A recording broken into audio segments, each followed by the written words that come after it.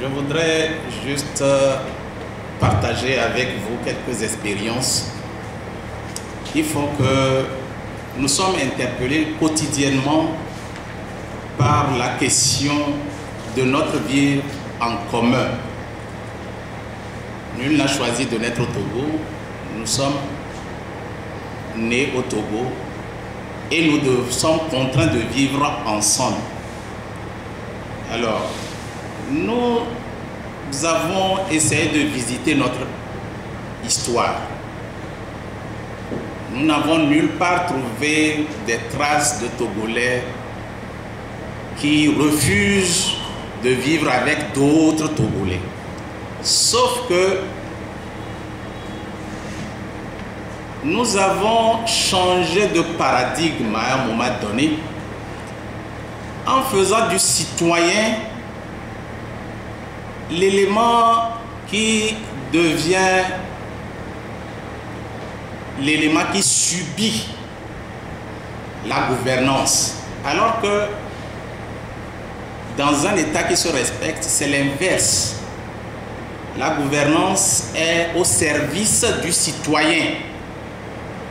Et c'est là où vous allez voir que certaines initiatives politiques ces derniers temps nous ont rendus très inquiets au regard de ce que nous savons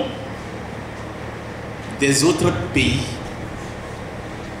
C'est au Togo qu'on découvre des citoyens qui se plaignent, des citoyens qui ont des choses à dire et qui n'ont aucune tribune pour s'exprimer. Comment pouvez-vous imaginer que nous puissions verser chaque jour des impôts et que les médias d'État ne veuillent même pas être le lieu où nous puissions dire ce que nous pensons? Et en cela, je crois que le vivre en commun nous interpelle. Et cette initiative, en fait, n'est que l'ébauche d'une ingénierie qui se veut collective. Et on parle d'intelligence collective parce que ce n'est pas les gouvernants seuls qui détiennent la science. Et lorsqu'on écoute les Togolais, on sait que le Togo regorge de potentialités. Moi, je suis enseignant, je sais de quoi je parle, et en chaque jeune Togolais, je ne vois que de l'espoir. Alors, comment est-ce qu'on peut tuer ces espoirs que nous avons en nous? Nous devons faire attention pour comprendre que si nous ne prenons pas garde, nous allons toujours être des spectateurs. C'est pourquoi nous voulons, à travers une ingénierie de réflexion, de proposition et d'action, vous dire que nous avons la possibilité de proposer une alternative à nos gouvernants, parce que ce qu'ils nous présentent donne la preuve que nous sommes en échec. Nous sommes en échec. La classe politique, aujourd'hui, nous donne la preuve qu'elle ne peut plus aller plus loin que ce qu'elle nous offre. Et nous sommes là en train de regarder, impuissants, cette classe politique qui a échoué.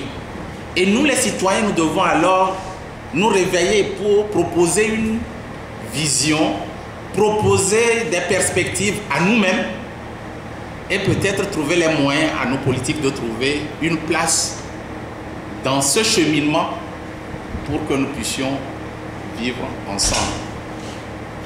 Et donc voilà un peu ce qui constitue le soubassement de cette initiative dont nous sommes tous porteurs. Quand vous écoutez les Togolais, vous voyez à travers ce qui est proposé ici un ramassis, un condensé de ce qu'ils pensent. Les Togolais disent simplement ceci: seuls nous ne pouvons pas arriver. Divisés, nous ne pouvons pas arriver. Ensemble, nous pouvons arriver. Vous prenez les Togolais n'importe où, ils vous serviront cette vérité sommaire. Pourquoi ne pas en tenir compte? Pour qu'ensemble, nous puissions sortir de notre situation. Et donc, je crois qu'il y a matière à réflexion. Et nous devons nous enrichir mutuellement de nos réflexions. Ce que nous demandons est simple, hein, c'est que chaque citoyen togolais s'approprie cette vision-là à travers les axes qui sont proposés, qu'il se dit, je suis partant pour nourrir cet espoir-là. C'est en cela que je dis que c'est une vision, ce n'est pas encore un programme politique quelconque, non. La sacralité de la vie, le Togolais doit avoir une vie sacrée, reconnue comme telle. Personne ne peut violer sa vie. La séparation des pouvoirs en matière de gouvernance. La gouvernance elle-même. Et tout ce qui peut constituer des entraves. Proposons à nos, en tant que citoyens, à nos gouvernants, des actes dans lesquels ils peuvent trouver source d'inspiration pour se sauver et nous sauver de la situation dans laquelle ils nous mettent aujourd'hui. Donc voilà un peu l'enjeu. Elle ne veut pas être l'élément d'exclusion, elle veut être l'élément d'inclusion.